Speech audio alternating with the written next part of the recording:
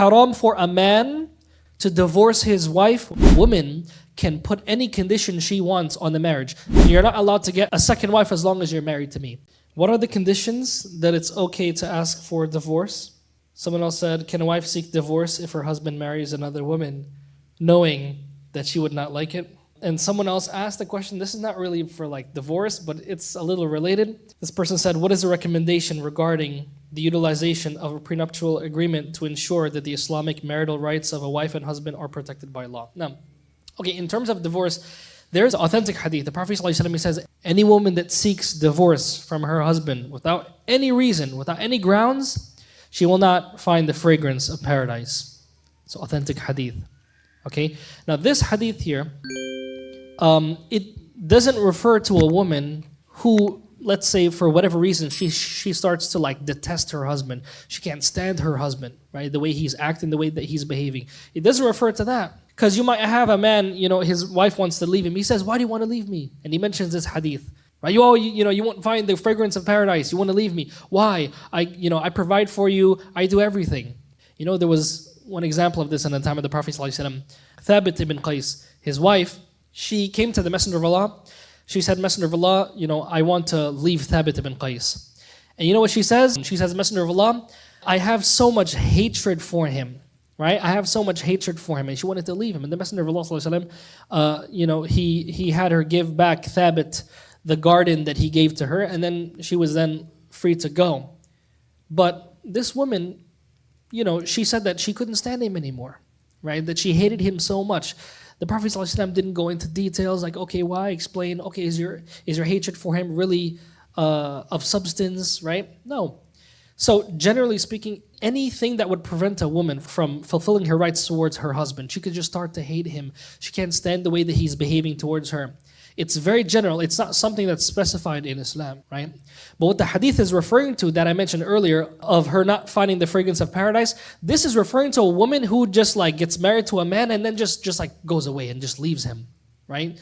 Takes the mahar, just goes, and without any reason, just to harm him, she leaves him.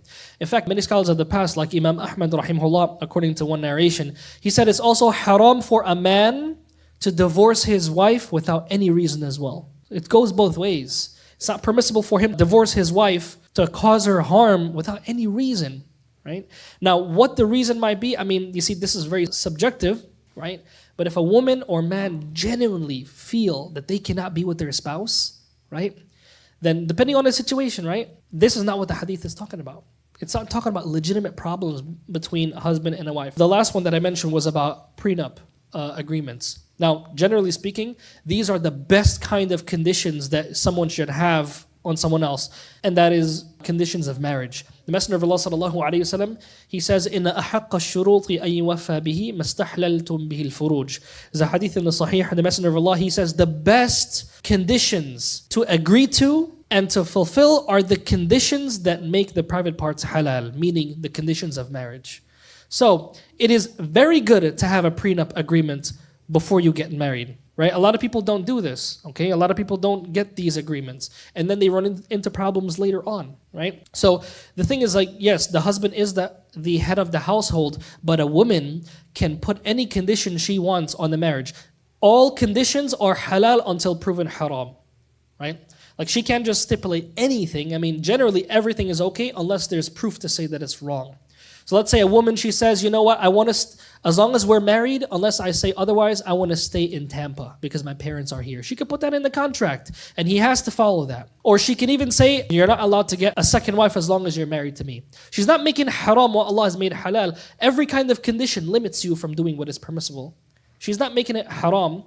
But she's saying, as long as you're married to me, then no. You have to agree to not get a second wife. She can make that condition. So, yes, husband is the head of the household, but no one can force her to marry a man, right? It has to be on her own free will, right? That's one of the conditions of the nikah. And then also she can stipulate conditions on him to guarantee for herself whatever she wants to have in the marriage. So this way he can't come later on and say, no, it's my way or the highway. No, I'm sorry, brother.